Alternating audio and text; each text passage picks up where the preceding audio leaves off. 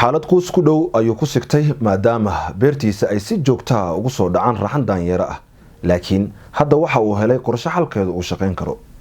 Sirgaanta Gowda waxa uu dhawaan qabsaday warbaahinta gudaha dalkiisa kadib markii uu dhaqaaqay tallaabo maangalnimada ugu fog in badan oo isaga la mid ah in ay ku fikiraan.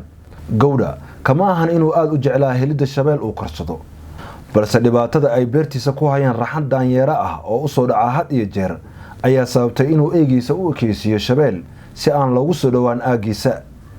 Beeraleygan ayaa sheegay in aragtidan uu kala yimid saaxiibkiis oo ku nool gobol kale, kaas oo boor lagu sawiray shabeelka hordhiga beertiisa si aysan daanyeerada ugu soo dhicin. Markii hore waxa ay ula muuqatay aragti siloon, inkasta uu ogsoonaa in badan oo daanyeeradan ah aan lagu siri karin sawir aan dhaqaaqayn, haddana ay muhiim tahay in aragtidaas uu wax ku kordhiyo.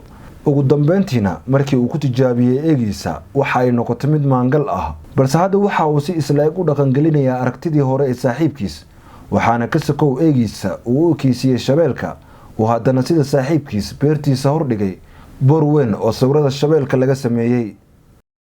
Marka loo eego aragtida Gowda, waxaa hadda ku dayanaya beeraley badan oo sidiisa oo kale qadiyaan ka jooga weerarada daanyeerada.